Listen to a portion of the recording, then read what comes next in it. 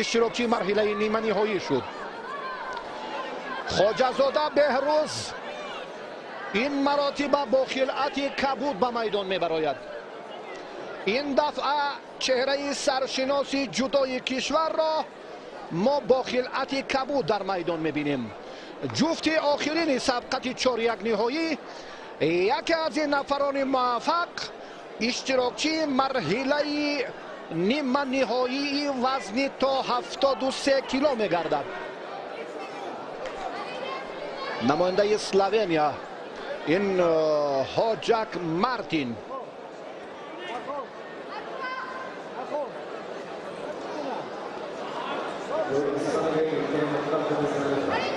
هر دو پهلوانند که دیرتر در این میدان شدند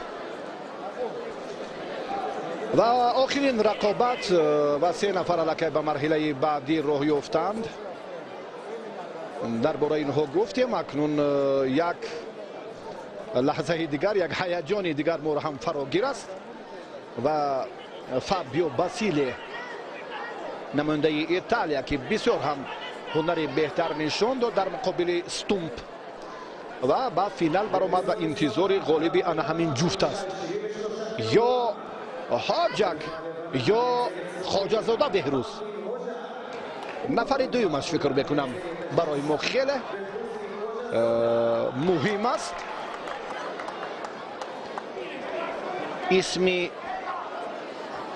پهلوان محبوب رو البته رو در فهرست آن نفران موفق مرحله نیمه نهایی دیدن برای ما واقعا هم شرف و افتخار است. توجه میکنیم دیگر، توجه تنها به نیروسنجی این دو چهره. خواجه‌زاده بهروز حریفش در 65 مسابقات 108 با نفوذ شرکت ورزیده است. این برای ما مهم نیست.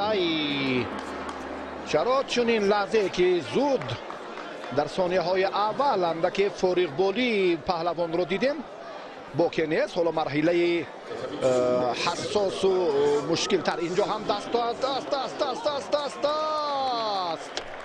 چه حالتی که اکنون به عمل آمد. یک به آسانی ورزشگری ما شکست خورد. چه کنه دستش آسیب دارد یا چه حالتی که عموما آماده نبود. براستی ثانیه های اول چون آغاز گردیدن حتی 34 ثانیه هم پس سر نشد و در این مرحله خواجه‌زاده بهروز وزری را از دست داد و بعدا هم الکی با همان اصولی که چون